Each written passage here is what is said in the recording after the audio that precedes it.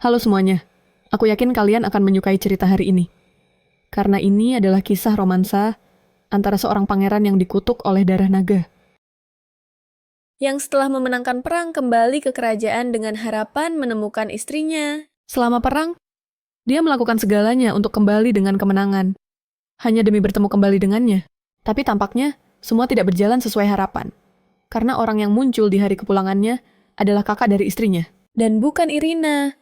Murka, sang pangeran yang dipenuhi darah naga, Menuntut untuk tahu di mana Irina kekasihnya berada. Selamat menikmati kisah yang menceritakan tentang putri tidak sah dari keluarga Flores. Yang juga dianggap aib keluarga, dia akhirnya bersanding dengan pangeran terkutuk. Berdarah naga dari kekaisaran Asetria, seorang anak haram yang terbuang dari keluarga bangsawan, dan seorang pangeran terkutuk. Kombinasi sempurna yang tercipta di antara dua aib. Itulah yang dipikirkan semua orang. Jadi, mari kita mulai cerita berjudul Menjinakkan. Pangeran Monster. Kisah ini dimulai dengan seorang pengantin wanita yang menunggu pernikahannya tanpa tamu di hari yang hujan. Para penjaga di gereja berkomentar bahwa pernikahan yang terjadi saat hujan ditakdirkan untuk dipenuhi banyak air mata, mengingat bagaimana dia bisa sampai di saat itu. Irina mencoba mengingat kenapa dia harus menerima pernikahan ini. Dia, putri tidak sah dari Duke Floris, diadopsi oleh ayah kandungnya, dan ibunya meninggal dunia. Tidak lama kemudian karena sakit, hidupnya di kediaman Duke tidaklah mudah. Dia bekerja layaknya seorang pelayan, dan tetap menerima perlakuan buruk dari semua orang yang bekerja di sana, termasuk saudari dan ibu tirinya. Sampai suatu hari ibu tirinya memberitahunya bahwa dia telah dipilih untuk menikah dengan Pangeran Caesar, dan seperti tradisi di keluarga Flores, untuk melahirkan permaisuri, dan sekarang adalah gilirannya. Namun, akhirnya sang protagonis sadar kenapa dia dibawa ke kediaman itu. Semuanya karena pernikahan ini. Putri sulung, Giovanetta, bahkan belum menikah.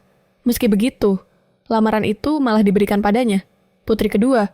Dan si anak haram, ini karena pria yang dimaksud adalah pangeran terkutuk. Pangeran pertama, Caesar. Sang pangeran memiliki kesehatan yang rapuh sejak kecil. Dia jarang sekali muncul di depan publik. Dia adalah putra dari mendiang permaisuri, Adelaide, yang menderita kegilaan setelah melahirkannya. Dan bunuh diri tidak lama kemudian. Pangeran Monster. Julukan ini selalu melekat padanya sejak dia lahir. Tidak ada bangsawan yang mau putrinya menikah dengan pangeran terkutuk. Itulah sebabnya, kebanyakan dari mereka buru-buru menikahkan putri mereka dengan orang lain atau mengadopsi gadis dari kerabat jauh untuk menghindari pernikahan itu. Pihak kekaisaran mencoba 4 perjodohan, tapi tidak ada satupun yang berhasil, hanya karena semua wanita bangsawan yang bertunangan dengannya berakhir tewas. Itulah mengapa sang protagonis sadar apa perannya di kediaman itu. Dia pun bertanya pada ibu tirinya, apakah dia yang akan menjadi pengantin sang pangeran? Dan wanita itu menanggapinya dengan senyuman, mengatakan bahwa gadis yang lahir dan besar di jalanan kini akan menjadi pengantin sang pangeran. Bukankah itu luar biasa? Irina tahu bahwa penyebab kematian para pengantin sebelumnya tidak pernah terungkap. Tapi orang-orang bergosip bahwa itu karena kutukan sang pangeran. Pernikahan seperti itu baginya pada dasarnya adalah hukuman mati. Namun, tentu saja, ibu tirinya berkata bahwa dia akan menjadi wanita bangsawan yang paling diinginkan di kekaisaran. Dan itu adalah sebuah kehormatan besar. Itu hanyalah kata-kata manis berbisa yang merayunya dengan secangkir racun. Namun, sang protagonis tidak punya pilihan lain selain meminum dari cangkir itu. Dia pun kemudian setuju, mengatakan bahwa dia akan menikahi pangeran pertama. Berpikir positif. Peningkatan kelas sosialnya adalah sesuatu yang tidak bisa dia tolak. Dan itulah mengapa ini menjadi pilihannya. Menandatangani kontrak, dia menerima untuk menjadi pengantin sang pangeran dan calon permaisuri. Mengetahui bahwa meskipun itu adalah jalan yang akan membawanya pada kematian, dia tidak akan punya pilihan lain. Kembali ke malam pernikahan. Irina sendirian di dalam kamar, menunggu tunangannya. Karena bahkan di altar pun, mereka mengirim orang lain yang bukan sang pangeran untuk mewakilinya. Beruntungnya, mereka tidak menggeledahnya untuk melihat apakah dia menyembunyikan sesuatu. Meskipun begitu, dia tidak tahu apakah bisa menggunakannya pada seseorang sampai pikirannya terganggu oleh suara pintu yang terbuka. Namun, saat melihat sang pangeran, dia terkejut. Beberapa penjaga membawa sesuatu yang menyerupai gerobak penuh rantai. Sang protagonis bertanya-tanya apa yang sedang terjadi. Di dalam gerobak itu ada seorang pria berambut hitam. Penjaga yang melepaskan borgolnya memberitahu bahwa ini adalah Pangeran Caesar. Mereka kemudian membaringkannya di tempat tidur dan meninggalkan ruangan. Irina mencoba lari, Meminta mereka untuk menunggu, tetapi para pria itu hanya menutup pintu, mengatakan bahwa obat penenang. Efeknya akan segera hilang dan dia akan bangun. Ini sama sekali tidak membantu protagonis kita, yang tidak tahu apa yang mungkin terjadi padanya. Dia bertanya-tanya apa yang harus dilakukannya, karena pendidikan pernikahan yang dia terima tidak menyebutkan apapun tentang ini. Meskipun dia dikutuk, dia tetap seorang pangeran kekaisaran. Dan dia diperlakukan seolah-olah dia adalah seekor hewan di dalam kandang itu. Irina memutuskan untuk mendekat, Untuk melihat sang pangeran lebih jelas, meskipun takut, dia berdiri tepat di samping tempat tidur, menyadari bahwa dia tidak terlihat jauh berbeda dari orang normal. Namun, dia akhirnya melihat sesuatu yang sama sekali tidak terduga. Pria itu memiliki lengan naga. Wajahnya adalah wajah seorang pria. tetapi tangannya dengan sisik hitam dan kuku tajam sangat menakutkan. Tiba-tiba, pangeran itu terbangun seperti terkejut. Saat dia bangkit, dia sepertinya merasakan ketidaknyamanan, kemarahan yang tak tertandingi, dan akhirnya menghancurkan semua yang ada di sekeliling ruangan. Sebuah potongan tempat lilin jatuh dan menggelinding ke tempat Irina bersembunyi. Takut akan nyawanya, mencoba untuk tidak membuat suara apapun, sang protagonis menahan napasnya. Kekuatan macam apa ini yang menghancurkan benda-benda seolah tanpa usaha sedikit pun? Suara berisik itu berhenti, dan Irina bertanya-tanya, apakah efek menenangkannya telah kembali? Namun, saat dia melihat ke arah sang pangeran, pria itu berdiri diam menatapnya dengan ekspresi yang menakutkan. Berpikir inilah akhir hidupnya. Irina teringat komentar orang-orang bahwa dia adalah anak haram, dan itulah sebabnya dia ditelantarkan untuk menjadi korban kelima, kakaknya, di hari-hari terakhirnya, yang dihabiskannya di mansion keluarga Flora, berkomentar bahwa makhluk sepertinya hanya akan menjadi santapan bagi sang pangeran. Jadi, akan lebih baik jika dia menerima sebuah hadiah. Lagi pula, siapapun lebih memilih mati daripada menikahi monster dan diperkosa. Sambil menangis, Irina tahu bahwa dia hanyalah sesuatu bagi keluarga Flora, untuk dibuang layaknya pion dalam permainan. Satu-satunya pilihan adalah mati di tangannya sendiri, atau di tangan monster yang ada di hadapannya. Namun, ada satu hal yang tidak diketahui kakaknya. Irina mengambil belati yang dia terima sebagai hadiah dan mengarahkannya pada sang pangeran, sambil gemetaran, berpikir bahwa dia adalah orang yang tidak pernah menyerah pada apapun dalam hidupnya dan selalu menderita untuk bertahan. Itulah sebabnya dia tidak akan pernah menggunakan belati ini pada dirinya sendiri. Karena bagaimanapun juga, pada akhirnya yang bertahan hidup adalah yang terkuat. Dengan putus asa sebagai pilihan terakhirnya, sambil mengancam sang pangeran, Irina berteriak padanya untuk menjauh. Namun, dia terkejut saat menatap matanya sementara sang pangeran, karena tidak mengerti, mengulangi apa yang baru saja dia katakan, seolah mencoba memahami arti kata menjauh. Dia pun kembali memerintahkannya untuk tidak mendekat. Akan tetapi, sang pangeran justru melakukan sebaliknya dan berdiri hanya beberapa senti dari wajah Irina, dengan belati sebagai satu-satunya pemisah di antara mereka. Irina mempertanyakan apa yang sedang dilakukannya. Tidak mengerti mengapa pangeran itu begitu dekat. Tapi tiba-tiba, seolah-olah sang pangeran kerasukan sesuatu. Dia mulai mengerang dan berjalan mondar-mandir di kamar. Setelah sebuah suara terdengar, Irina mencoba memahami apa yang dia lakukan. Tetapi sang naga itu malah jatuh ke lantai dengan kedua tangan di kepalanya, sambil gemetaran, yang membuat sang protagonis sadar bahwa dia sepertinya sedang ketakutan. Tapi dia tidak bisa mengerti apa sebenarnya yang ditakutinya.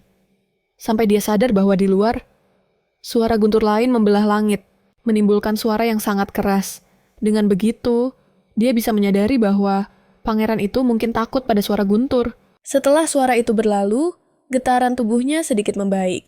Dan sang pangeran, dengan air mata berlinang, menatap Irina seolah mencari kenyamanan, yang membuatnya bingung. Karena seorang pria yang dikenal sebagai monster, kini gemetaran di depannya, takut pada suara guntur. Namun, jika dugaannya benar, maka sang protagonis, meskipun takut dan gemetaran, mendekatkan tangannya ke wajah sang pangeran sampai menyentuhnya.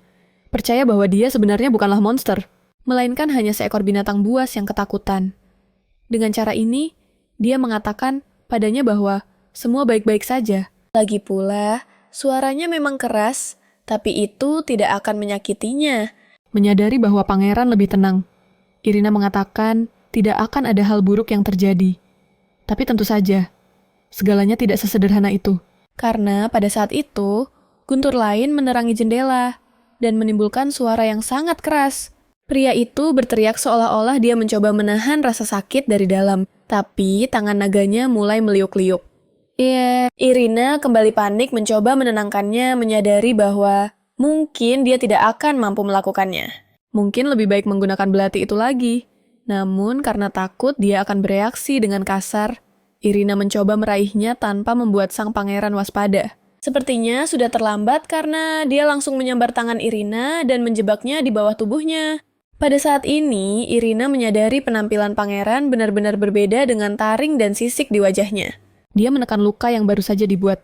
Irina dengan belati, itu menggunakan cakarnya sebelum ambruk ke lantai. Dan seolah-olah tertarik padanya, sang pangeran mendekati luka itu. Sang protagonis yang tak berdaya itu berpikir apa yang bisa dia lakukan untuk bebas, tapi pangeran jauh lebih kuat darinya. Kemudian dia terkejut oleh sesuatu yang hangat di tangannya. Seolah-olah membutuhkan darahnya, pangeran itu tak lama kemudian menjilat luka tersebut. Dia menggigit tangan Irina untuk mengeluarkan lebih banyak darah, menyadari bahwa cengkeramannya telah melonggar. Irina berhasil duduk dan memintanya untuk berhenti. Tante. Saat dia melihat pangeran itu, lagi dia menyadari penampilannya telah kembali menjadi manusia dengan tatapan polos yang sama. Ini, Maena, meskipun dia sama sekali tidak bisa mengerti alasannya. Irina yakin ini mungkin ada hubungannya dengan darahnya, menyadari bahwa dengan cara ini dia tidak lagi tampak seperti monster yang tak terkendali, melainkan hanya seekor binatang buas berukuran besar. Setelah beberapa saat, dia akhirnya tertidur di pangkuan Irina. Irina terkesan melihatnya bisa tidur seolah tidak terjadi apa-apa. Meskipun dia bertingkah aneh, sepertinya pangeran itu tidak ingin menyakitinya. Irina berpikir mungkin dia hanya berada dalam situasi yang mirip dengannya. Yang terpenting sekarang adalah berbeda dari yang dibayangkan semua orang, dia berhasil selamat melewati malam ini. Saat matahari terbit, para penjaga membuka pintu sambil mengeluh bahwa mereka harus membersihkan mayat lagi. Tapi situasinya sama sekali tidak seperti yang mereka duga. Irina masih duduk di lantai, meminta mereka untuk diam selagi sang pangeran tidur di pangkuannya. Namun saking terkejutnya, salah satu penjaga akhirnya menjatuhkan tombaknya ke tanah, menimbulkan suara yang sangat keras. Hal ini tentu saja mengejutkan sang pangeran. Untuk membuatnya kembali ke mode bertahan, Irina dengan cepat memeluknya dan memintanya untuk mengendalikan diri dan tidak melakukan itu. Cara ini tampaknya cukup efektif karena dia merespons dengan cepat dan seperti biasa, dia hanya mengulangi apa yang baru saja dikatakan. Irina, sang protagonis, setuju dan menyuruhnya untuk tidak melakukan itu selain berjanji bahwa dia akan melakukan semua yang dia bisa agar tidak ada yang menyakitinya lagi. Dia harus bersikap baik, yang mana sang pangeran akhirnya tampaknya mengerti dan merespons dengan anggukan setuju. Terkejut dengan interaksi di antara keduanya, para penjaga masih berdiri terpaku di pintu sampai salah satu dari mereka meminta untuk segera melapor kepada Yang Mulia. Sementara itu, di taman istana, seorang pelayan memberitahu wanita berambut merah bahwa pangeran pertama dan istrinya telah menyelesaikan malam pertama pernikahan mereka dengan selamat. Di samping wanita itu, 2 orang pelayan yang terluka parah gemetar sambil berlutut. Inilah permaisuri Cornelia, yang merasa berita itu sungguh sulit dipercaya. Cornelia telah menjadi selir kaisar sejak dia masih menjadi putra mahkota. Tapi baru setelah kematian permaisuri sebelumnya, dia mendapatkan gelar itu. Putranya, Matthias, adalah pangeran kedua, dan butuh 20 tahun baginya untuk dianggap sebagai putra sejati kaisar. Sang pelayan bertanya apa yang akan mereka lakukan dengan gadis itu, sambil mencoba menghindari kata anak haram. Karena Cornelia sangat sensitif dengan topik ini, wanita itu pun menjawab bahwa sekarang setelah keduanya resmi menikah, istrinya akan membutuhkan sebuah kediaman. Dan dia memerintahkan pelayan untuk memberitahu semua orang bahwa istri pangeran akan tinggal di istana Gyeokperidoi. Pelayan itu setuju, karena tahu istana macam apa itu sebenarnya. Cornelia menanyakan nama gadis itu lagi, dan pelayan menjawab bahwa namanya adalah Irina. Lalu Cornelia berkata bahwa mereka semua mati begitu cepat sehingga sulit untuk mengingatnya. Dan dia bertanya-tanya berapa lama yang satu ini akan bertahan. Sambil bercanda bahwa mungkin yang satu ini bahkan bisa merebut tempat Cornelia sendiri. Lalu meminta pelayan untuk memberitahu Irina bahwa Permaisuri ingin minum teh bersamanya segera. Seorang pendeta dipanggil untuk memeriksa situasinya dan mengatakan ini adalah sebuah keajaiban. Sungguh mengesankan melihat nona muda itu masih hidup dan seperti yang diharapkan dari keturunan keluarga Flora. Irina menyadari bahwa memang semua orang mengira dia sudah mati, bahkan dirinya sendiri. Melihat para pelayan membawa pergi spray bernoda darah itu, dia teringat apa yang terjadi semalam dan luka di tangannya. Namun, bagus juga hal itu terjadi karena sekarang tidak ada yang bisa membantah bahwa pernikahan itu memang sah. Ketika dia percaya, akhirnya bisa bernapas lega karena sudah aman. Sang protagonis dibawa ke kamar barunya di istana. Itulah tempat yang telah disiapkan permaisuri untuk mereka. Sebuah tempat yang praktis terbengkalai dan kotor. Tampak seolah-olah seperti reruntuhan. Pelayan permaisuri mencoba berpura-pura bahwa itu tidak disengaja dan semuanya terjadi begitu saja. Dan bertanya, apakah mungkin sang nona tidak menyukai kediaman itu? Irina tahu. Dia tidak bisa menentang permaisuri, dan dia sendiri pernah mengalami situasi yang jauh lebih buruk. Jadi dia hanya berkata tidak, dan bahwa dia sangat menyukai tempat itu. Sambil membungkuk, dia meminta pelayan untuk berterima kasih kepada permaisuri atas perhatian yang diterimanya. Wanita itu pamit dan menyuruh sang putri untuk beristirahat. Begitu berada di dalam kediaman, tempat itu tidak terlihat begitu kotor. Dan berbaring di tempat tidur, Irina akhirnya bisa bernapas lega untuk pertama kalinya setelah berhari-hari. Dia berpikir, meskipun ini adalah istana kekaisaran, tidak ada yang tampak istimewa atau berbeda dari apa yang ada di luar. Tetapi, jika dia memikirkan perlakuan yang dia terima di rumah bunga, situasi di sini agak lebih sederhana. Seorang pelayan mengetuk pintu, mengatakan bahwa dia akan bertanggung jawab untuk menyiapkan mandi sang putri. Dan ketika dia masuk dengan seember air, Irina bangkit dan berkata bahwa dia akan mandi sendiri. Dan mulai saat ini, pelayan tidak perlu membantunya mandi. Pelayan itu pergi. Dan ketika Irina mencoba bangkit, dia menyadari tumitnya cukup sakit. Kemudian, saat waktu makan, Irina duduk sendirian di meja dengan makanan yang sangat melimpah. Sampai dia bertanya di mana putra mahkota berada. Pelayan itu menjawab bahwa dia akan segera tiba. Dia teringat bahwa pelayan permaisuri memberitahu kalau putra mahkota dan sang putri akan tinggal di istana Giok. Semoga saja. Namun, dia tidak muncul seharian. Irina berpikir kalau mereka tinggal bersama, mungkin itu akan bagus untuknya. Karena suka atau tidak, dia adalah putra mahkota.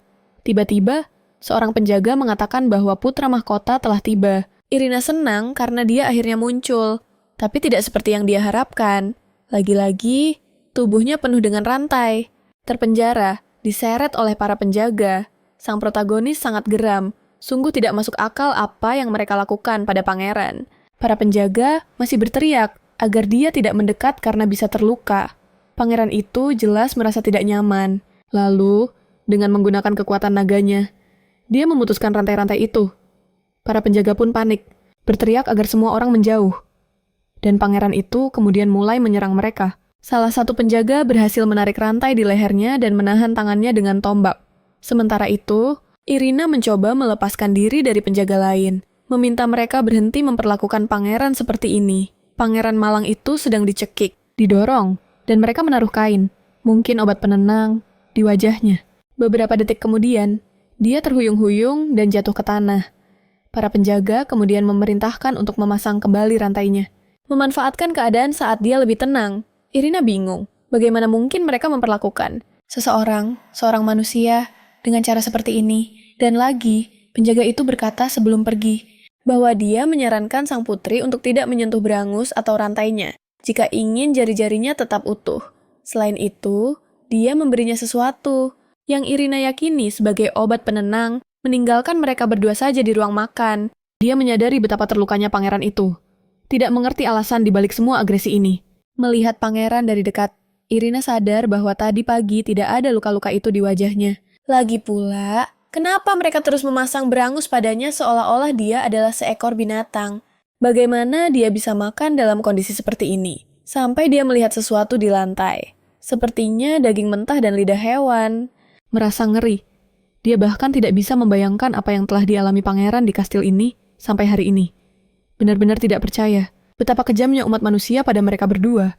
Tapi dia diinterupsi oleh erangan sang pangeran. Dia kemudian berkata akan segera membebaskannya dan teringat kata-kata prajurit itu, yang menyarankan untuk tidak melepas rantai atau berangus. Jika dia ingin jari-jarinya tetap utuh, ragu sejenak, Irina memutuskan bahwa ini tidak masuk akal. Tidak wajar memperlakukan seseorang seperti ini. Jadi, dia memanggil namanya Caesar dan memberitahu bahwa dia akan membebaskannya. Dia protes, tapi Irina tetap menarik untuk melepas berangusnya terlebih dahulu, sambil berkata bahwa dia tidak akan menyakitinya. Dan begitu dia melepaskannya, dia menatap wajah pangeran yang masih terlihat marah, dan memberitahunya bahwa sekarang dia baik-baik saja, tidak perlu khawatir. Namun, dia mulai menggeliat kesakitan lagi, seperti mencoba menahan rasa sakit yang sangat kuat. Irina memperhatikan bahwa sisik-sisik gelap itu muncul kembali di kulitnya. Dan dengan raungan, pangeran berhasil memecahkan belenggu. Irina bangkit, mundur sedikit, merasa cemas tentang apa yang terjadi. Dan kata-kata dari penjaga itu tidak keluar dari pikirannya. Dia ingat obat penenang yang dia berikan, mengatakan bahwa jika sesuatu terjadi, dia hanya perlu melemparkan jar itu ke wajah pangeran. Kemudian dia menemukan jar itu di saku, bertanya-tanya apakah dia harus menggunakannya. Tetapi Caesar berhasil menahan kemarahan itu. Sementara Irina bergetar, ketakutan untuk hidupnya. Memegang vial itu, cahaya yang memantul ditutup vial di tangannya, membuat pangeran teringat kilau yang dihasilkan cahaya di ujung tombak.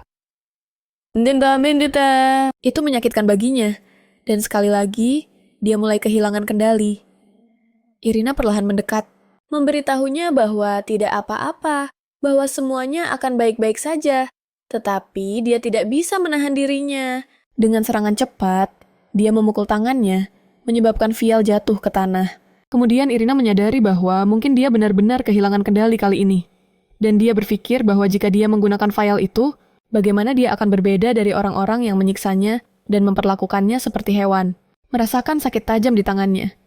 Irina menyadari bahwa ketika dia mendorong vial dari tangannya, dia akhirnya membuat luka. Dia memperhatikan bahwa ini adalah situasi yang mirip dengan apa yang terjadi semalam. Dan dia berhasil kembali. Normal begitu dia menjilati darahnya. Ini adalah satu-satunya pilihan yang dia miliki saat ini untuk menenangkannya. Menawarkan tangan yang berdarah. Irina bertanya, apakah pangeran menginginkan ini? Dan jika iya, dia akan memberikannya padanya. Namun, tidak ada respons. Pangeran hanya menggeram, tidak bergerak dari posisinya. Sementara Irina terus mengulurkan tangannya agar dia bisa melihat darahnya. Dia dengan cepat mendekat dan meminum darah dari tangannya. Protagonis merasakan gelombang panas dari tempat dia menyentuhnya. Tetapi menyaksikannya kembali normal dan tenang lagi dengan cara ini.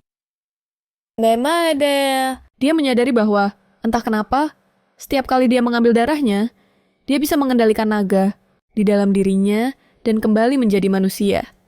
Akan lebih baik jika tidak ada yang mengetahui tentang ini, terutama karena dia sudah memiliki kutukan, darah naga.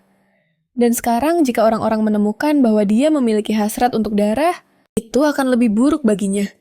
Irina menarik tangannya kembali, sedikit malu, mengatakan bahwa itu sudah cukup. Namun, dia menahannya dan mendekatkan wajahnya ke wajahnya. Protagonis terdiam, tidak mengerti apa yang dia coba lakukan, sampai dia mulai mencium lehernya. Kemudian dia menyadari bahwa dia masih menginginkan lebih banyak darah, dan memintanya untuk berhenti. Caesar berusaha sekuat tenaga untuk menahan bau itu, tetapi dia mendorongnya ke tanah, menjepitnya di bawah tubuhnya. Pangeran merasakan sesuatu yang aneh. Dia terus menggunakan tubuhnya seperti es krim, menyadari bahwa dia benar-benar tidak bisa bergerak. Dia memperhatikan bahwa dia ketakutan. Dia terus memintanya untuk berhenti melakukan ini karena situasinya menjadi sedikit erotis, sampai dia berteriak memintanya untuk berhenti. Akhirnya, sang pangeran sepertinya kembali sadar dan hanya mengulangi kata-katanya. Irina mengatakan bahwa dia tidak bisa melakukan ini karena jika dia mengambil darahnya seperti itu, dia bisa mati. Setelah mendengar kata-kata ini, pangeran itu tampaknya mengerti dan terkejut. Hanya mengatakan tidak. Protagonis setuju, mengatakan bahwa dia tidak mau mati. Jadi, dia tidak boleh melakukan ini. Caesar mengulurkan tangan dan menyeka air mata dari wajahnya, mengucapkan kata tidak beberapa kali, seolah-olah dia benar-benar merasa bersalah. Memikirkannya, Irina menyadari bahwa dia mungkin mengerti apa arti kematian. Itulah sebabnya dia marah. Berpikir bahwa Irina bisa mati saat mencoba memperlakukannya seperti manusia. Untuk pertama kalinya, protagonis memperkenalkan dirinya, mengatakan bahwa namanya adalah Irina, menyadari bahwa dia sedikit kesulitan mengulangi nama itu. Dia berkata bahwa ibunya dulu memanggilnya Ren, yang tampaknya dia ucapkan dengan jauh lebih mudah. Mengulangi nama panggilan Ren beberapa kali. Sambil tersenyum, sang protagonis terkejut karena dia belum pernah melihat ekspresi itu di wajahnya. Tapi dia senang karena mereka tampaknya mulai saling mengerti. Irina menjelaskan bahwa sekarang mereka sudah menikah, yang mana sang pangeran hanya mengulangi kata itu. Tanpa sepenuhnya memahami artinya, dia tahu bahwa tidak ada yang menyangka dia akan selamat dari pernikahan ini. Terutama sang permaisuri yang menolaknya dan Caesar. Jadi, tidak peduli apa posisi Caesar di istana saat ini. Tapi dia tahu bahwa pangeran adalah satu-satunya sekutunya saat ini. Lalu dia menjelaskan kepadanya bahwa dia ada di pihaknya. Yang jelas membuat sang pangeran bingung. Jadi, Irina menjelaskan bahwa mereka seperti sebuah tim. Oleh karena itu, jika ada yang mencoba menyakitinya lagi, dia harus segera memberitahunya. Dia bertanya apa artinya menyakiti. Tapi, begitu Irina menjawab bahwa itu adalah apa yang dilakukan para penjaga itu kepadanya, Caesar menjadi sangat kesal, meneriakkan kata tidak beberapa kali. Dengan ini, sang protagonis tahu bahwa kata-kata negatif jauh lebih mudah dikenali olehnya. Ini membuktikan bahwa dia pasti telah dianiaya dengan sangat buruk di tempat ini. Mengangkat tangannya, Irina berkata bahwa mereka harus membuat janji. Jelas sekali, pria malang itu tidak mengerti apa-apa. Dia mengambil tangannya dan mengaitkan jari kelingking mereka, mengatakan bahwa ini berarti janji. Lalu bertanya, apakah dia mengerti? Sambil tersenyum, sang pangeran berkata, ya, dia berjanji. Tapi Irina tahu bahwa dia pasti hanya mengerti katanya. Tapi mungkin tidak memahami maknanya. Kembali ke alasan mengapa mereka datang ke ruangan ini, yaitu karena makanan. Sang protagonis mengoreksi sisi Caesar, memberitahunya untuk tidak makan dengan tangan dan mencoba menggunakan peralatan makan. Dia bahkan mencoba menunjukkannya secara langsung. Bagaimana caranya? Namun, terlihat seperti anak burung yang menunggu makanan di sarang. Dia hanya membuka mulutnya untuk menerima makanan dari garpu. Tidak tahan dengan kelucuannya, Irina pun menyuapinya. Dia dengan senang hati menerimanya. Sambil mengunyah, sang protagonis menyadari bahwa meskipun dia memiliki tubuh orang dewasa, mentalitasnya sangat mirip dengan anak kecil. Tiba-tiba, seseorang menginterupsi mereka dengan mengetuk pintu. Begitu orang itu masuk, keduanya langsung waspada. Seorang wanita tua mendekat, memanggilnya, "Yang mulia." Pangeran yang terkejut memanggil orang itu, Meshi. Irina menyadari bahwa pangeran mungkin mengenal orang ini dan bertanya siapa dia. Wanita itu meminta maaf atas kelancangannya dan memperkenalkan dirinya sebagai Mercedes, pelayan yang merawat pangeran. Dia menjelaskan bahwa dia telah mengabdi pada pangeran selama bertahun-tahun. Dan begitu dia tahu bahwa mereka telah pindah ke istana Giok, dia datang secepat mungkin. Sang protagonis menyadari bahwa dia mungkin adalah pengasuh pangeran dan juga mengabdi pada mantan permaisuri, Adelaide. Namun, wanita itu berkomentar bahwa pangeran menjadi jauh lebih sensitif akhir-akhir ini, dan dia khawatir karena para ksatria telah berhenti menggunakan ramuan penenang baru-baru ini, yang membuat sang protagonis terkejut. Wanita itu tahu apa yang terjadi dan tidak melakukan apa-apa sampai sekarang. Tapi sebelum dia bisa berdebat lebih jauh, dia menyadari bahwa wanita itu sedang menangis. Mercedes kemudian meminta maaf, mengatakan bahwa dia sungguh tidak punya cukup kekuatan untuk mencegah hal ini menimpa sang pangeran. Irina merasa tersentuh dan berpikir bahwa mungkin wanita itu tidak sejahat yang dia kira. Tapi kalau menurutku, aku tidak percaya padanya. Dan kurasa sang protagonis juga seharusnya tidak mempercayainya. Jika wanita itu benar-benar mengabdi pada mantan permaisuri, dia mungkin berasal dari keluarga bangsawan yang sangat terpandang. Meski begitu, sang protagonis memperhatikan bahwa tangannya sangat kapalan karena melakukan pekerjaan rumah tangga. Dan mungkin itu semua demi sang pangeran. Mercedes bertanya pada Irina, bagaimana dia berhasil mengendalikan pangeran? Bagaimanapun juga, dia tidak pernah mendengarkan siapapun sebelumnya. Dan di masa lalu, dia bahkan terkadang menolak perawatannya. Oleh karena itu, dia sangat ingin tahu bagaimana sang putri berhasil menenangkannya hingga bisa duduk di meja dan makan sekarang. Irina teringat saat pangeran meminum darahnya. Tapi dia tidak bisa begitu saja mengatakan bahwa pangeran tenang karena meminum darahnya. Lagi pula, tidak akan ada yang percaya akan hal itu. Terlebih lagi, jika gosip menyebar, mereka bahkan bisa menuduhnya menggunakan ilmu hitam dan mendakwanya sebagai penyihir. Irina teringat saat dia masih kecil. Dia sedang berjalan di jalanan dan melihat eksekusi seorang penyihir. Saat seseorang dihukum, tidak peduli seberapa bangsawan orang itu, nasibnya akan langsung lebih buruk dari seorang gelandangan. Penyihir itu diikat di tiang pancang sepanjang hari sambil dilempari batu oleh orang yang lewat. Dan pada akhirnya, tubuhnya dibakar perlahan-lahan sampai mati, hanya untuk membuatnya membayar semua dosanya. Dia harus menderita secara perlahan, menyadari bahwa Irina menjadi pucat. Mercedes bertanya, apakah dia baik-baik saja? Dan mengingat semua ini, Irina memutuskan bahwa dia akan menyembunyikan fakta ini sepenuhnya dan hanya menjawab, Mercedes bahwa dia baik-baik saja. Tiba-tiba pangeran meletakkan tangannya di bahu Irina, memanggilnya Ren dan dengan ekspresi yang menunjukkan bahwa dia mengkhawatirkannya. Sang protagonis mengerti tatapannya dan mengatakan bahwa dia baik-baik saja dan pangeran tidak perlu khawatir. Kini, Mercedes menyadari bahwa interaksi di antara keduanya jauh lebih dari yang dia bayangkan. Dan berkomentar bahwa pangeran mungkin sangat peduli pada sang putri, yang disetujui Irina dengan canggung, sambil masih mencoba memikirkan strategi bagaimana cara agar tidak berakhir seperti penyihir. Namun di malam hari, Irina sedang berbaring di tempat tidurnya dan teringat kata-kata Mercedes yang menyuruhnya untuk beristirahat. Lagi pula, keesokan harinya dia akan minum teh dengan permaisuri. Jadi dia perlu mempersiapkan banyak hal untuk besok. Sang protagonis khawatir karena dia tahu bahwa permaisuri tidak menyukainya. Meski begitu, dia menutup matanya dan mencoba untuk tertidur. Tahu bahwa besok akan menjadi hari yang penuh tekanan. Tetapi tiba-tiba sesuatu menarik kakinya. Hal ini membuatnya berteriak dan melihat apa itu. Namun, ternyata sang pangeran yang menarik kakinya entah dari mana di tempat tidur. Irina bertanya apa yang sedang dia lakukan. Dia, dengan wajah yang benar-benar polos, tertawa sambil memainkan kakinya. Irina memberitahu sang pangeran bahwa dia membuatnya takut dan bahwa dia seharusnya tidak berada di sana, melainkan di kamarnya sendiri. Tetapi karena dia tahu, tidak akan ada jawaban yang berguna atau argumen yang akan terjadi.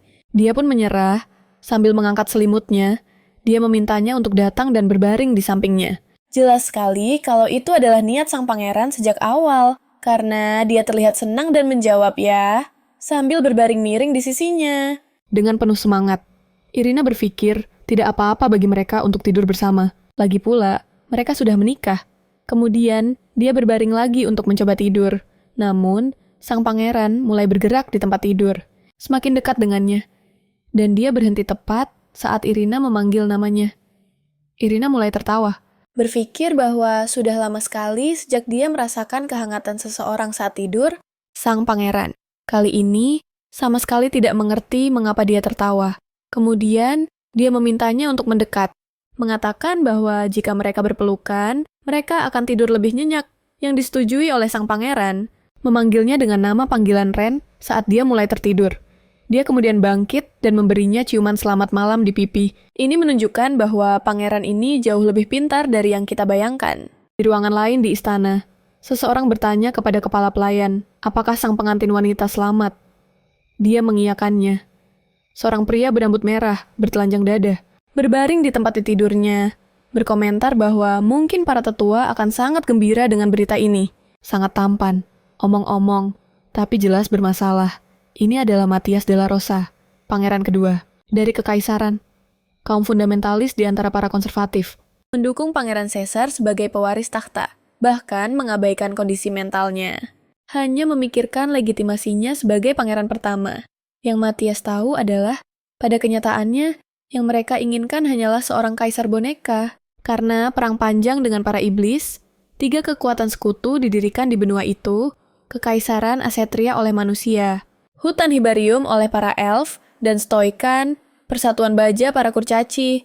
Oleh karena itu, Kaisar Assyria hanya dapat diakui jika semua sekutu setuju. Dan dia tahu bahwa 2 raja lainnya selalu menginginkan seorang kaisar yang akan menguntungkan mereka.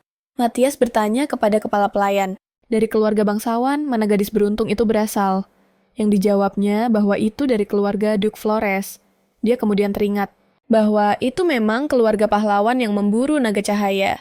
Mungkin memang benar bahwa darah sang agung, orang bijak bisa menekan kekuatan naga. Dia juga berkomentar kalau itu sangat mengesankan. Bagaimana bisa mereka memberikan putri mereka pada si bodoh itu? Kepala pelayan mendekat dan berbisik bahwa sebenarnya dia adalah anak haram. Dan Matias berkata kalau ibunya pasti sangat marah. Lagi pula, seorang keturunan Cosimo tetaplah seorang keturunan. Sebelum kepala pelayan bisa menanggapi komentar ini, pangeran berkata, dia tidak mau tahu lebih banyak tentang masalah ini. Sambil mengenakan pakaiannya, dia berkata tidak pernah punya kebiasaan melihat wanita di ambang kematian. Tapi kalau saja dia tahu, wanita itu akan bertahan begitu lama. Dia mungkin akan datang ke pernikahan itu. Sambil berkata kalau itu tidak penting, karena mereka akan segera bertemu. Di tempat lain, seorang pria berteriak, menyuruh orang itu untuk segera mengakui kebenarannya, mengatakan bahwa pelayan itu menyentuh barang-barang milik yang mulia. Sambil menangis, pelayan itu berkata, bukan dia bersumpah bukan dia. Yang lain berteriak bahwa memang benar itu dia, bahwa dia bersalah saat mereka menyeretnya keluar. Dia berteriak tidak, bahwa sebenarnya orang lain yang menyentuh barang-barang itu. Pada saat ini, Irene terbangun dari mimpinya, tapi tidak bisa mengingatnya 100%. Dia hanya merasa kalau dia baru saja mengalami mimpi yang sangat serius, menyadari bahwa pangeran sedang tidur di sampingnya. Irene berkomentar bahwa dengan mata tertutup dan tertidur, pangeran benar-benar terlihat seperti seorang bangsawan yang sangat tampan. Keributan mulai terjadi di luar, dan Irene bertanya-tanya apa yang sedang terjadi.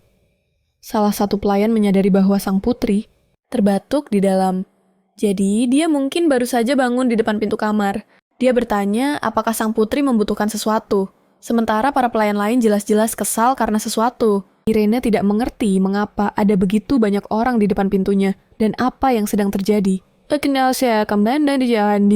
Dia kemudian bertanya, mengapa ada keributan seperti itu? Salah satu pelayan melihat ke arah gadis yang sedang berlutut di lantai. Dan dengan senyum licik, dia mulai mengatakan bahwa orang itu menyentuh barang-barang milik pangeran. Sementara yang lain mengonfirmasi bahwa mereka melihat dengan mata kepala sendiri. Dan itu memang Delfina. Jadi dia harus diusir. Irene tercengang dengan kurangnya rasa hormat dari para pelayan ini. Lalu memanggil orang yang tampaknya adalah pemimpin mereka. Dia memintanya untuk menjelaskan apa yang sebenarnya terjadi. Ini adalah Elda, kepala pelayan istana tempat mereka berada. Dan dia bahkan terkesan dengan sikap superior Irene karena dia mendengar bahwa sebenarnya sang putri dibesarkan di jalanan karena merupakan anak haram. Elda kemudian menceritakan bahwa di pagi hari, saat mereka sedang bersih-bersih, Sarah memperhatikan bahwa Delfina sedang menyentuh barang-barang milik pangeran.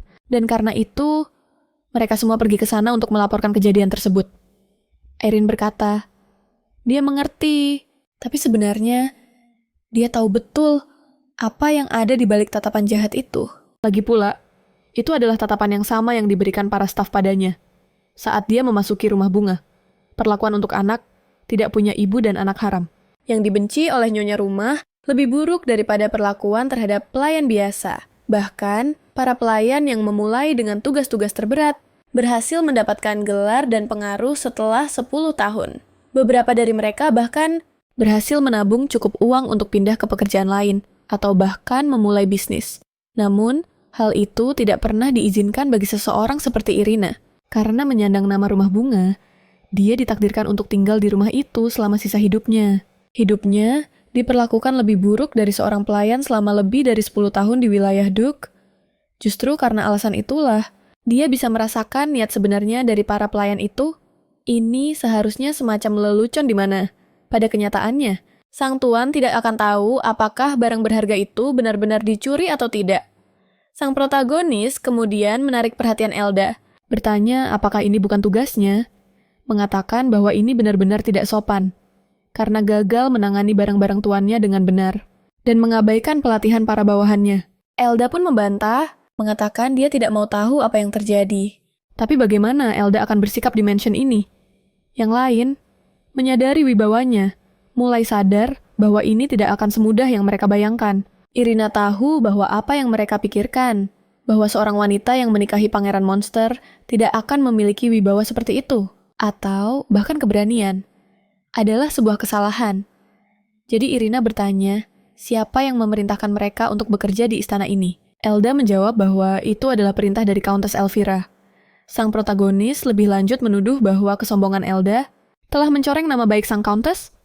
Elda terkejut berpikir bahwa ini benar-benar bisa dipandang buruk oleh sang Countess. Irina menegaskan bahwa dia akan melaporkan semua yang terjadi langsung kepada sang Countess, yang jelas membuat para pelayan itu ketakutan. Sang protagonis tahu bahwa jika mereka tidak takut pada posisinya, mereka mungkin takut pada orang yang memerintahkan mereka. Dan itulah sebabnya dia menyebut nama sang Countess. Dan responsnya pun langsung terlihat. Elda berlutut, meminta pengampunan, dan mengatakan itu adalah kesalahannya. Bahwa itu hanyalah sebuah kesalahan dan dia akan bertanggung jawab atasnya. Irina muak mendengar begitu banyak omong kosong dari para wanita ini, yang terus berbicara tentang kesalahan, kelalaian, dan kekhilafan. Seolah-olah mereka belum pernah melakukan ini sebelumnya. Tepat di hari pernikahan, mereka berkomentar bahwa seorang pengantin wanita yang menikah di hari hujan hanya akan meneteskan air mata sambil menertawakan situasinya. Dan itulah sebabnya Irina tahu bahwa semuanya dimulai sejak pagi hari pernikahan itu, dan jika ini hanyalah balas dendam untuk bertahan hidup di istana ini, Irina harus menunjukkan kekuatannya. Mereka semua berteriak, memohon ampun, dan mengakui bahwa mereka salah. Berbalik untuk kembali ke kamar, sang protagonis berkata bahwa jika mereka akan terus membuat keributan di sana, dia tidak ingin melihat wajah mereka satupun lagi. Dan karena itu, mereka harus segera pergi tanpa menarik perhatian. Menyadari bahwa orang yang pertama kali dituduh masih diam dan menangis. Irina teringat kata-kata kasar yang mereka gunakan untuk menyerang gadis itu. Lalu Irina sadar bahwa dia memimpikan momen ini kemarin dan bertanya-tanya apakah dia hanya sedang berhayal.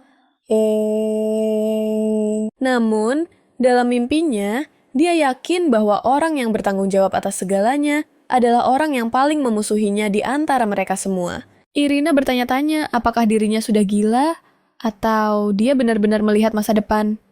Dia pun memanggil salah satu pelayan yang berada lebih jauh di belakang dan menyuruhnya untuk pergi memanggil para penjaga, memperingatkan agar segera membawa penjaga itu sementara yang lain menunggu di tempat yang sama. Begitu penjaga tiba dan bertanya apakah sang putri memanggil, Irina langsung memanggil gadis yang tadi bersikap kasar dan menuduh yang lainnya. Gadis itu panik sambil menyembunyikan sakunya, mengatakan bahwa itu bukan apa-apa dan dia hanya terjatuh. Sang protagonis memerintahkan penjaga untuk memeriksa isi saku itu. Sementara penjaga menahan gadis itu, dia terus berteriak bahwa dia tidak mencuri, bahwa pelakunya adalah Delvina sendiri, dan bahwa sang putri tidak bisa melakukan ini padanya. Akan tetapi, begitu penjaga berhasil mengakses sakunya, dia juga ikut terkejut, memperlihatkan sebuah kalung berlian yang ada di dalamnya. Irina, sambil menatap semua orang, berkata bahwa mereka semua yakin bahwa yang menyentuh barang milik pangeran adalah Delvina. Jadi, kenapa barang curian itu ada di saku orang lain? Saat itu, bahkan Elda tidak tahu harus berkata apa, karena dia juga ikut tertipu. Irina berkata bahwa pencurian adalah masalah serius dan biasanya dihukum sangat berat. Lalu dia memerintahkan para penjaga untuk membawa semua orang untuk diinterogasi. Delvina, yang menjadi satu-satunya yang tersisa dari kekacauan itu, sangat senang karena sang putri mempercayainya. Irina menyadari bahwa jika dia tidak mengalami mimpi itu, atau menyadari ini adalah sebuah jebakan, gadis itu mungkin akan menjadi satu-satunya yang dihukum. Kembali ke kamarnya, sang protagonis duduk di atas tempat tidur, dan menyadari bahwa dia tidak begitu mengerti apa yang telah terjadi. Tapi hal itu membuatnya sadar bahwa dia membutuhkan seseorang. Di sisinya, seseorang yang benar-benar bisa dia percayai di dalam istana kekaisaran. Tepat pada saat itu, sang pangeran terbangun dan memanggilnya. Dengan polosnya, tanpa tahu sedikit pun apa yang baru saja terjadi, dan apa yang sedang ada di dalam pikiran sang protagonis. Irina mencoba mengabaikan semua masalah itu dan merasa senang karena sang pangeran sudah bangun dan terlihat tenang. Dia mengelus wajah pangeran, dan pangeran terlihat seperti anak anjing kecil yang bahagia saat menerima kasih sayang, yang membuat Irina teringat betapa baik dan imutnya pangeran. Ya, di saat yang sama, pangeran telah melalui berbagai hal dan situasi yang tak terduga. Sampai saat ini. Dan justru karena hal-hal itulah, di saat-saat sulit dan frustrasi, dia akhirnya harus bersikap kasar. Irina kemudian berkata dengan lantang bahwa dia bertekad untuk mengubah semua itu. Lagi pula, mereka berdua senasib. Jadi, dia harus menyelesaikan masalah ini untuk mereka berdua, yang sama sekali tidak dimengerti oleh sang pangeran malang itu. Hanya dengan berpikir untuk melindungi mereka berdua. Dia tahu bahwa saat ini dia akan membutuhkan sebanyak mungkin orang kepercayaan di sekitarnya. Dan untuk melakukannya, dia harus berbicara dengan permaisuri secepat mungkin. Akan tetapi, seseorang mengetuk pintu, mengganggu percakapan mereka, dan mengatakan bahwa itu adalah Nyonya Mercedes. Dia berkata sedang mencari sang pangeran karena dia tidak berada di kamarnya. Namun, dia terkejut melihat betapa dekatnya hubungan antara sang putri Dan sang pangeran, dan seolah ingin menunjukkan kalau mereka memang dekat. Sang pangeran mulai memeluk sang protagonis lebih erat lagi, yang dengan pelan memintanya berhenti. Mercedes berkata dia punya sesuatu untuk disampaikan kepada mereka berdua, bahwa sore ini ada jadwal minum teh dengan permaisuri. Aku tidak mengerti kenapa sang protagonis terlihat terkejut. Padahal sang nona, aku sudah memberitahunya tentang ini kemarin. Tapi, sepertinya karena kekacauan yang terjadi, dia jadi lupa. Dia bilang dia tetap ingin menanyakan sesuatu pada permaisuri, dan bertanya pada Mercedes, apakah sang putri punya wewenang untuk merekrut pelayan baru. Sebelum menjawab pertanyaan itu, Mercedes berkata bahwa dia memang mendengar tentang keributan yang terjadi tadi. Dan sang putri melakukan hal yang benar, karena para pelayan itu sangat sombong. Sang protagonis berkata, itu memang mengejutkan, dan bertanya pada Mercedes, apakah para pelayan di tempat ini biasanya bersikap seperti ini, dan jika mereka selalu memperlakukan putra mahkota dengan buruk. Mercedes menjelaskan bahwa semua pelayan di tempat ini melapor kepada Countess Alvera. Tapi mereka kadang-kadang bertindak seolah-olah mereka membawa kekuasaan sang permaisuri di punggung mereka. Meski begitu, sang protagonis bertanya-tanya, bagaimana mereka bisa memperlakukan seseorang seperti ini sambil menatap sang pangeran.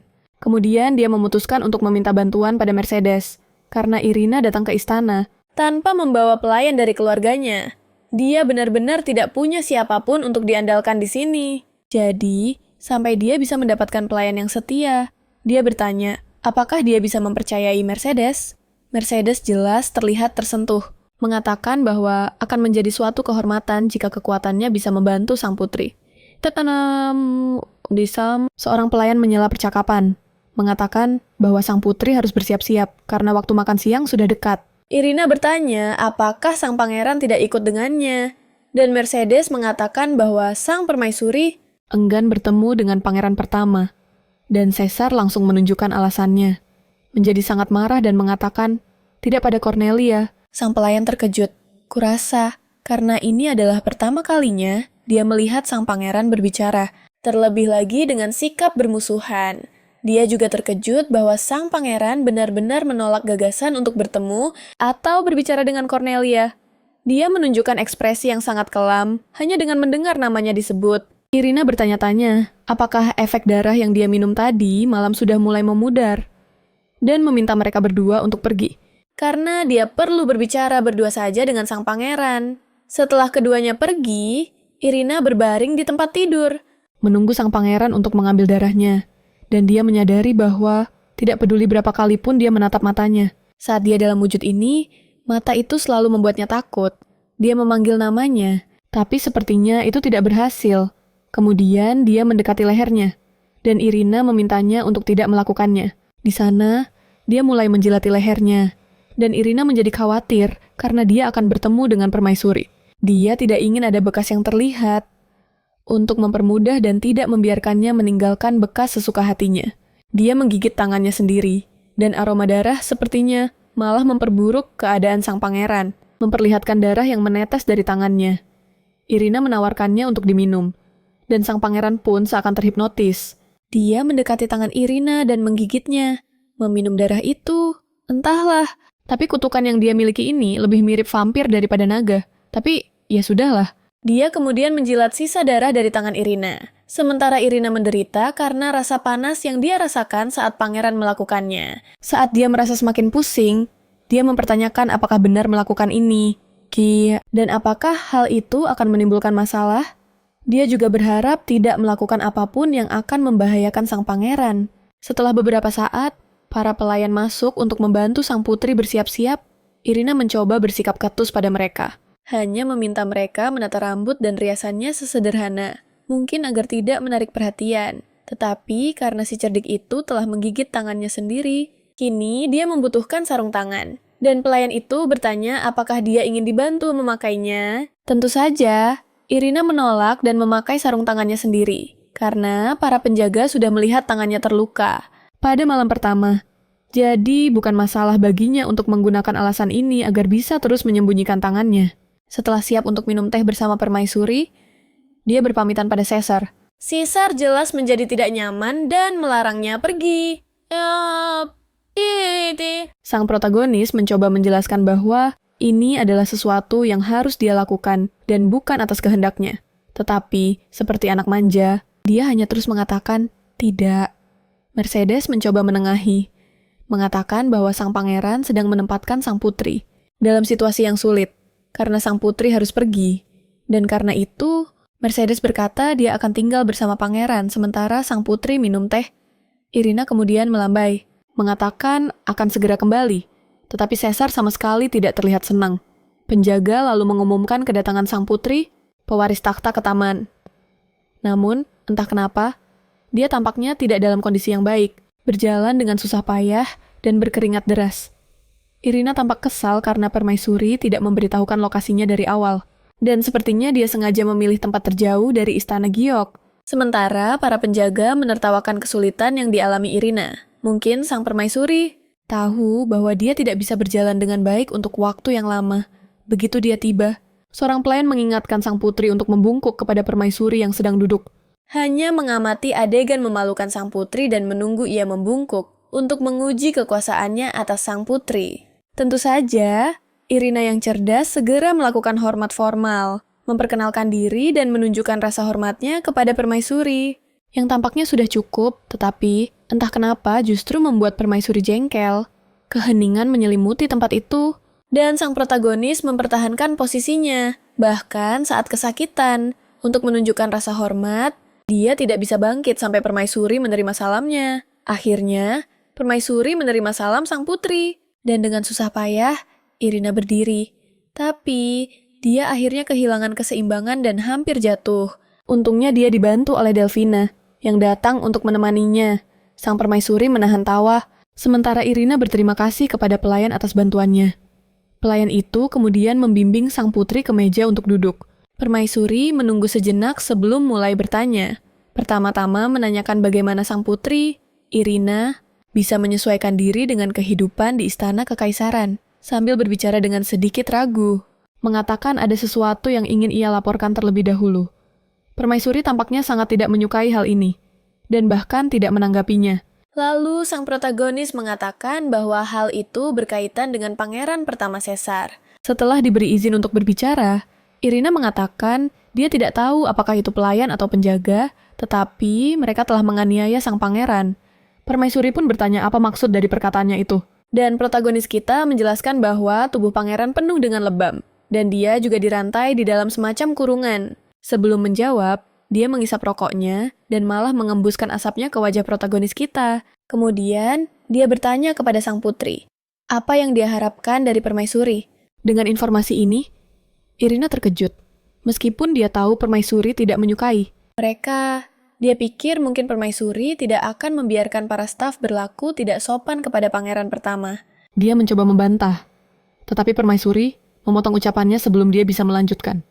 Mengatakan bahwa tidak semua orang pantas diperlakukan sebagai manusia, dan malah bertanya pada Irina apa yang menurutnya menjadi ciri seseorang bisa dianggap sebagai manusia. Menjawab pertanyaannya sendiri, dia berkata bahwa seseorang harus bertindak layaknya manusia, agar bisa diperlakukan seperti manusia. Sambil meninggikan suaranya, dia bertanya, apakah sang putri pernah melihat sang pangeran berperilaku seperti manusia, sambil melepaskan burung yang ada di atas meja. Dia menjelaskan bahwa manusia biasanya berjalan tegak, menggunakan peralatan, dan berbicara seperti kita semua. Saat itu juga, burung itu mengucapkan kata halo.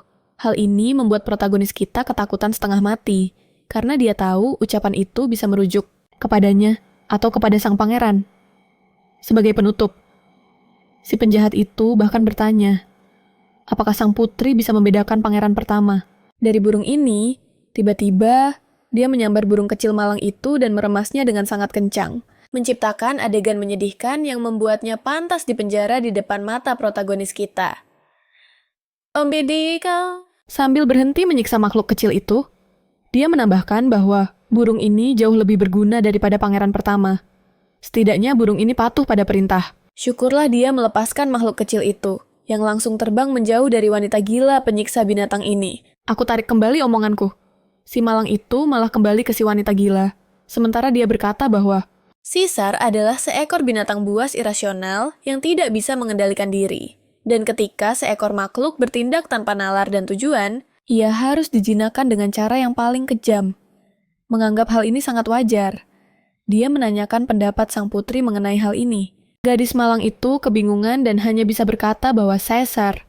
Akan tetapi, permaisuri memotongnya, mengatakan bahwa dia adalah seekor binatang yang perlu dikendalikan. Karena kesal, Irina berdiri dan mengatakan bahwa dia bukanlah binatang, dan dia sadar bahwa dia telah membuat wanita gila itu semakin marah, yang kemudian tertawa terbahak-bahak melihat situasi itu, sambil mengatakan bahwa sang putri lebih lucu dari yang ia bayangkan. Merasa kesal karena tidak dihargai, baik dirinya maupun suaminya. Irina pun berkomentar bahwa, seperti yang dikatakan permaisuri sendiri, putra mahkota memang berbeda dari yang lain. Namun, sebelum dia bisa menyelesaikan kalimatnya, protagonis kita tahu bahwa caranya kehilangan kendali dan hasratnya akan darah manusia. Lengan yang berubah menjadi cakar naga itu, tatapannya yang seringkali mirip dengan binatang buas yang mengamuk. Jelas, semua ini adalah pertanda dari kutukan itu. Akan tetapi, sekarang dia menyelesaikannya dengan suara lantang, mengingat tatapan tenang dan senyum tulusnya. Dia mengatakan bahwa pangeran itu sudah pasti manusia. Kehilangan kesabaran dengan sang putri, permaisuri berkomentar bahwa dia mungkin merawat suaminya dengan sangat baik. Lagi pula, seorang bajingan yang dibesarkan di jalanan dan tanpa kekuasaan apapun benar-benar perlu bergantung pada suaminya yang bodoh.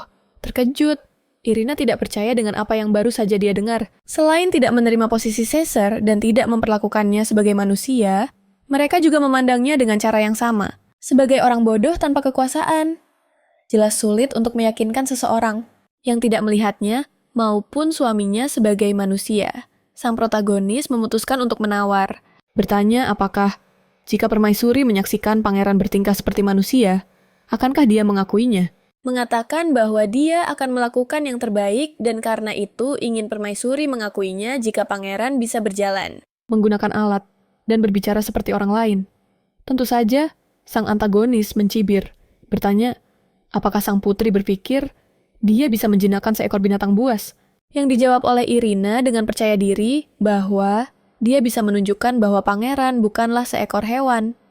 Kemudian mereka menyelesaikan perjanjian itu. Jika dia melakukan semua ini, permaisuri berjanji akan mengakui mereka. Dan dengan itu, dia akan memberikan kepada sang putri mimpi api biru langit, sebuah kalung pusaka dari keluarga kerajaan yang telah diwariskan di antara para wanita keluarga sejak zaman kuno.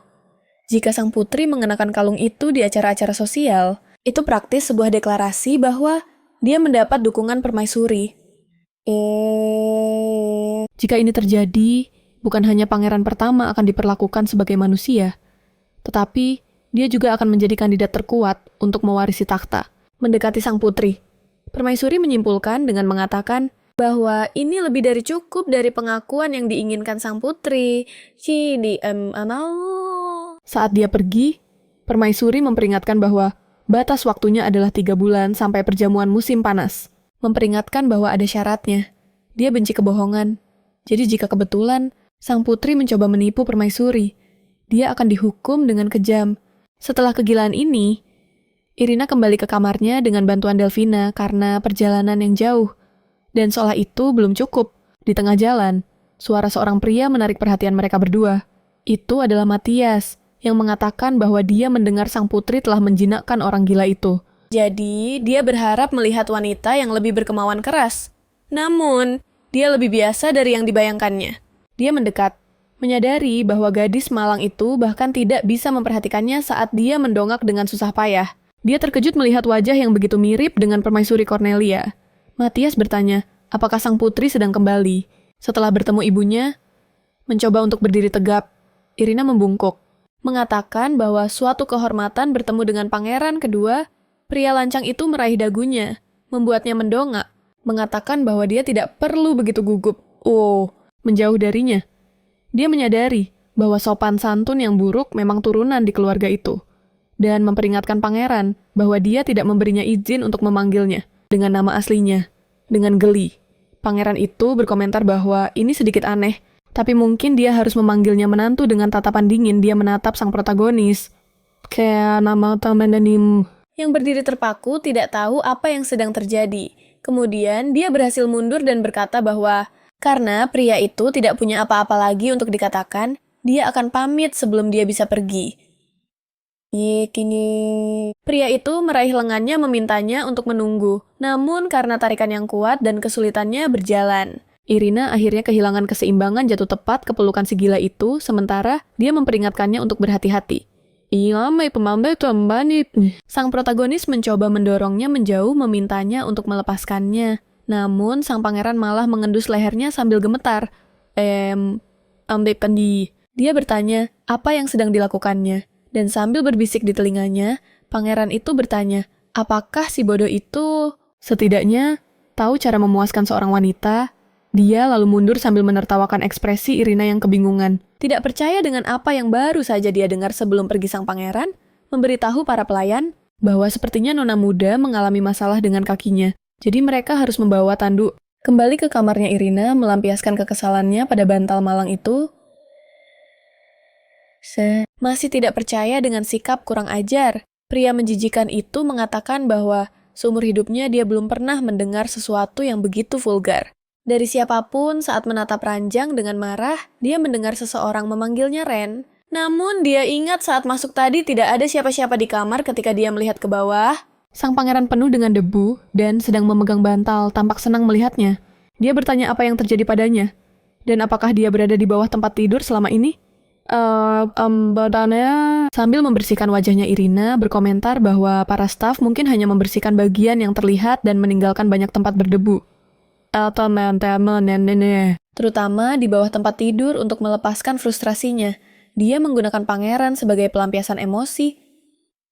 Dan mulai menertawakan raut wajah yang dia buat pria malang itu, hanya menatapnya tidak mengerti apa-apa. Sang protagonis berkomentar bahwa wajahnya benar-benar sangat lucu. Dia pun mulai teringat semua yang telah dia alami di tempat megah yang disebut istana ini, tempat di mana dia tidak cocok sama sekali. Harus menghadapi banyak tatapan jahat selain tatapan jahat dari permaisuri dan putranya.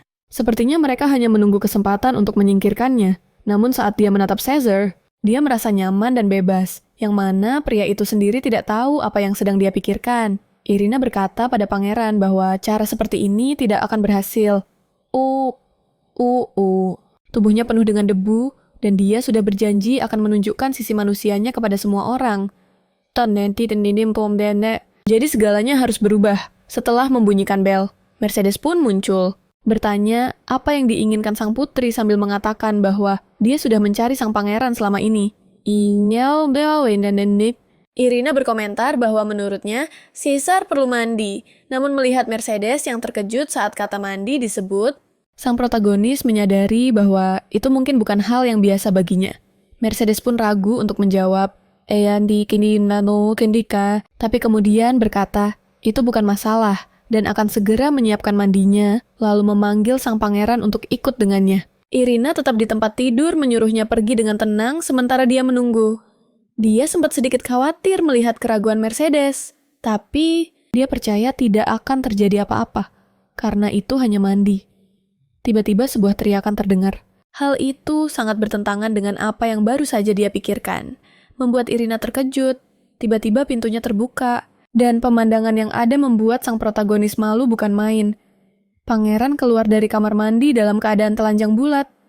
Begitu melihat Irina, dia langsung berlari dan memeluknya tanpa busana sehelai pun, dengan wajah yang sangat malu. Irina bertanya apa yang terjadi. Pangeran malang itu tidak tahu harus berkata apa. Hanya bisa memasang wajah memelas sementara. Irina malah menunduk dengan pikiran kotor. Dia hanya bisa berpikir kalau mereka sekarang berada dalam posisi yang sangat dekat. Mercedes muncul sambil berlari membawa handuk untuk pangeran. menjelaskan bahwa memandikannya memang sangat sulit. Hal itu membuat sang protagonis kaget karena ternyata pangeran belum pernah mandi dengan benar sebelumnya. Mercedes pun menjelaskan bahwa pangeran selalu seperti ini setiap kali mereka mencoba menyiramkan sedikit air ke tubuhnya. Akan tetapi, sang protagonis tahu betul jika pangeran bahkan tidak bisa mandi, akan sangat sulit baginya untuk bertingkah laku seperti manusia. Irina berkata bahwa dia akan membantunya. Perkataan itu membuat Mercedes terkejut. Dia berkata, sebagai seorang putri, bagaimana mungkin Irina tahu cara membantu pangeran mandi? Sambil mengikat rambutnya, sang protagonis sadar bahwa dia memang sudah melakukan banyak pekerjaan kasar. Tapi dia benar-benar belum pernah memandikan siapapun seumur hidupnya. Akan tetapi, karena saling membantu adalah bagian dari pernikahan, dia memutuskan untuk mencobanya. Di dalam kamar mandi, ada 2 orang pelayan. Mercedes, Irina, dan sang pangeran. Semuanya ada di sana untuk memandikannya. Pangeran tampaknya sama sekali tidak nyaman dengan semua orang di sana. Dan dengan urusan mandi ini, tapi protagonis kita sudah bertekad bulat. Dia akan membuat pangeran bertingkah laku seperti manusia. Jadi, dia harus mandi. Salah satu pelayan berkata, dia akan mulai menyiramkan air. Dan pada saat itu juga, Caesar mulai memberontak sambil berteriak tidak mau. Dia menyerang pelayan itu dengan tangan naganya, yang langsung menghantam embernya. Karena kesal, pelayan itu mulai meneriaki sang pangeran, menyebutnya terkutuk. Dan Irina melihat banyak darah mengalir. Dia sangat khawatir hal ini akan mengaktifkan mode gilanya sang pangeran. Dia berteriak agar semua orang berhenti saat itu juga, dan menyuruh kedua pelayan itu pergi. Dengan kesal, pelayan yang terluka, dan yang satunya pun pergi. Mercedes bertanya, apakah nona muda baik-baik saja? Irina menjawab, iya, tapi meskipun sudah berhati-hati, insiden ini tetap saja terjadi. Mercedes lalu berkata bahwa inilah alasan kenapa dia ragu-ragu saat membicarakan soal mandi, karena memang mustahil untuk memandikan sang pangeran. Dia sangat membencinya, dan Irina sudah melihatnya sendiri bahwa itu benar. Mercedes lalu berkata, dia akan membawa pangeran untuk berganti pakaian, karena pangeran tidak mau mandi. Irina kemudian memutuskan untuk menggunakan cara lain dan meminta Mercedes untuk menunggu. Dia berkata bahwa, meskipun penilaiannya salah, bukan berarti mereka harus menyerah. Ternyata karena mereka harus menyelesaikan mandinya sampai tuntas. Mercedes membalas bahwa itu benar-benar mustahil. Tapi sang putri berkata, dia pasti akan membuat pangeran mandi. Suasana tegang pun tercipta di antara mereka berdua. Dengan putus asa, Irina meminta pangeran untuk mendekat. Mercedes bertanya apa yang coba dilakukan sang putri dan dia bilang kalau dia sudah berjanji pada permaisuri bahwa dia akan mengubah Caesar menjadi manusia, seperti orang lain pada umumnya. Wanita itu mencoba membantah kalau janji yang dibuat oleh protagonis kita itu sama sekali tidak masuk akal. Namun, Irina tidak akan menyerah dan mengatakan kalau inilah yang dibutuhkan pangeran untuk menunjukkan pada semua orang bahwa dia mampu dan bahwa dia adalah seorang manusia. Tidak bisa membantah lagi, Mercedes akhirnya mengalah mengatakan akan menyerahkan pangeran dalam perawatan sang putri dan pergi sebelum sang putri bisa menolaknya. Setelah Irina melihat bagaimana para pelayan memperlakukan pangeran dia sekarang, mengerti kenapa Mercedes begitu protektif padanya. Dia mungkin satu-satunya orang yang telah merawatnya selama puluhan tahun, selain menjadi satu-satunya orang yang peduli. Setidaknya sedikit tentangnya. Irina berharap dia tidak membuat Mercedes kesal karena ingin pangeran bertindak sedikit berbeda.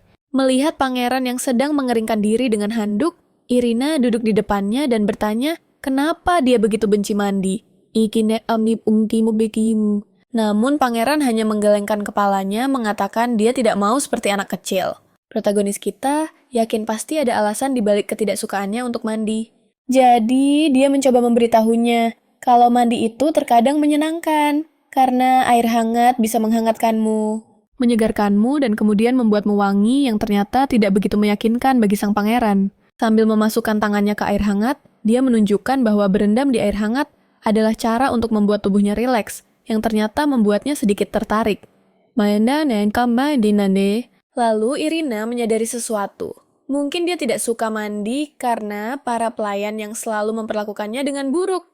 Dia kemudian menjelaskan padanya kalau dia benar-benar tidak suka orang-orang itu memandikannya.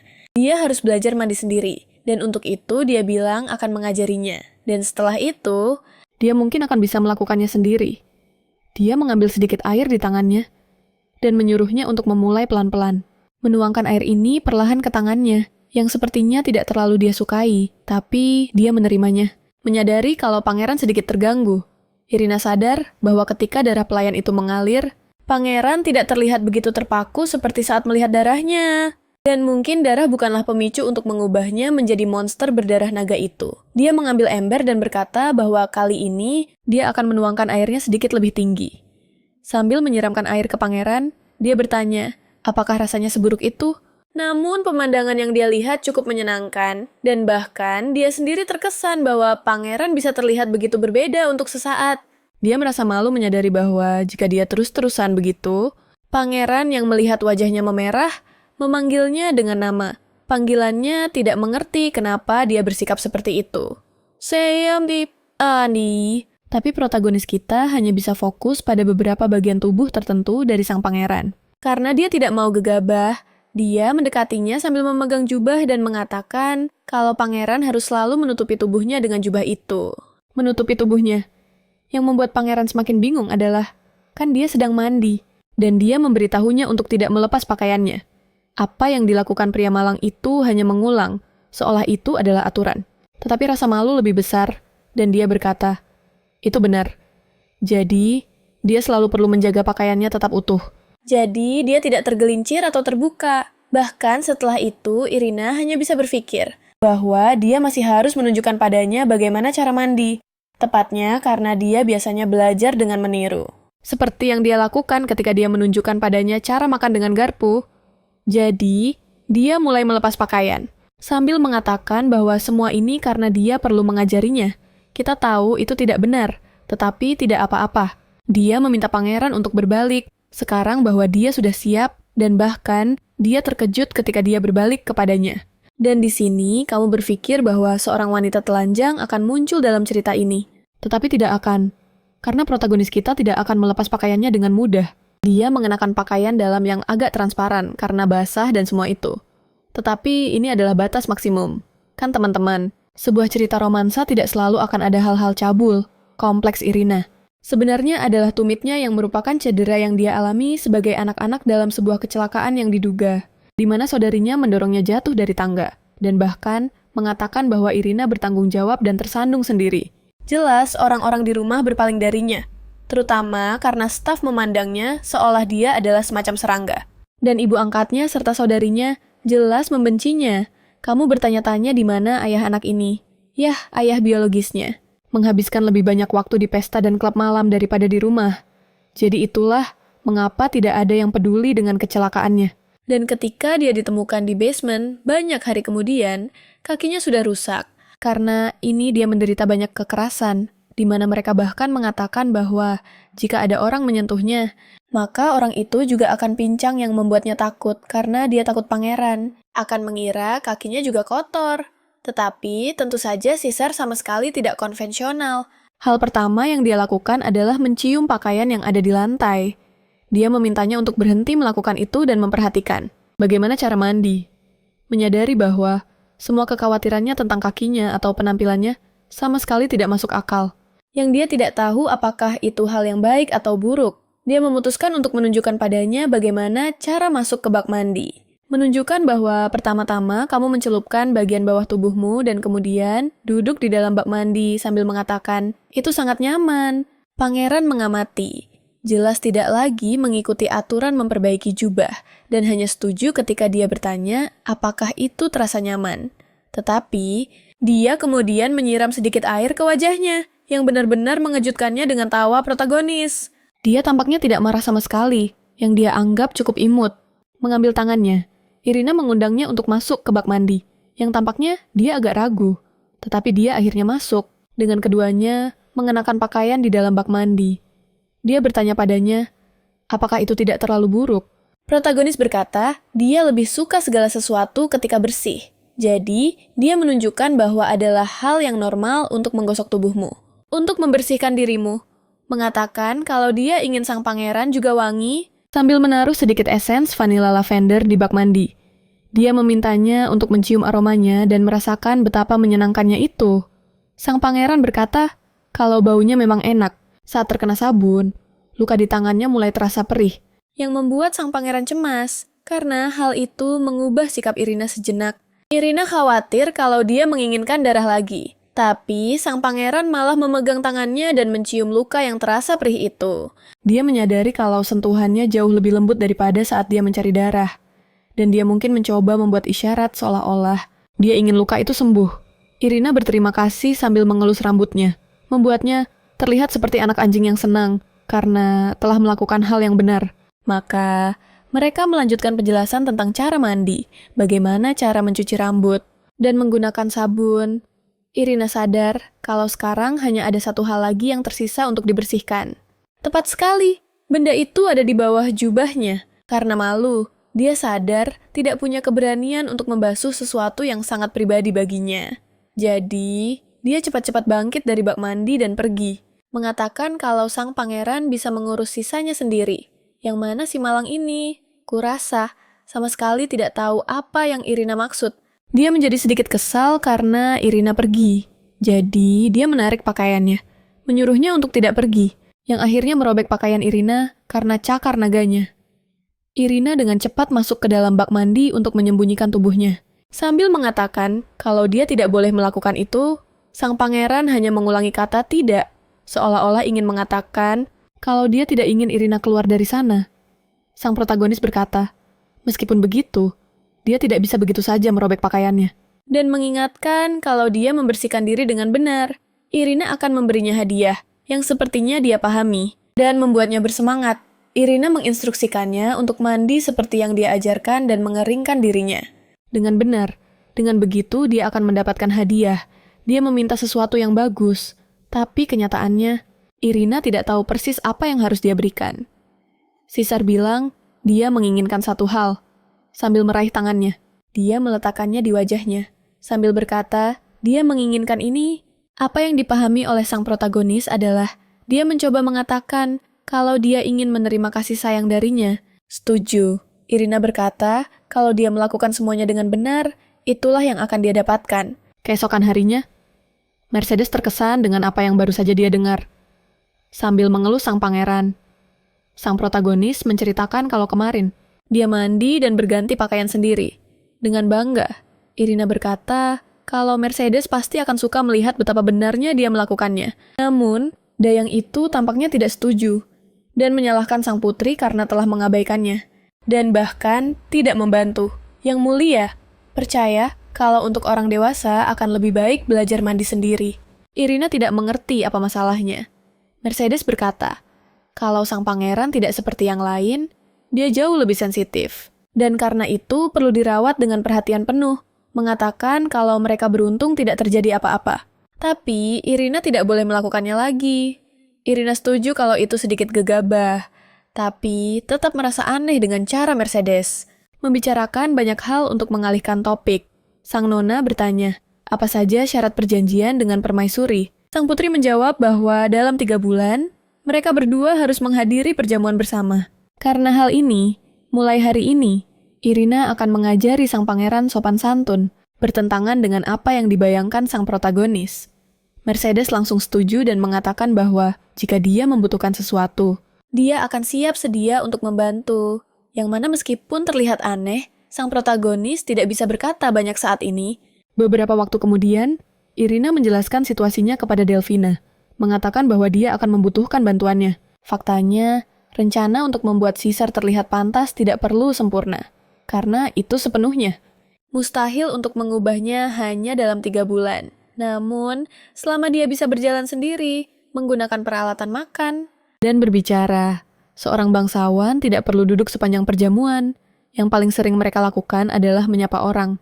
Duduk dan makan sambil menunjukkan senyum yang ramah. Jadi, itulah yang perlu dia lakukan agar berhasil menipu. Semua orang selama perjamuan yang singkat itu. Untuk ini, Irina akan membutuhkan seseorang yang sangat memahami etiket kerajaan. Itulah sebabnya.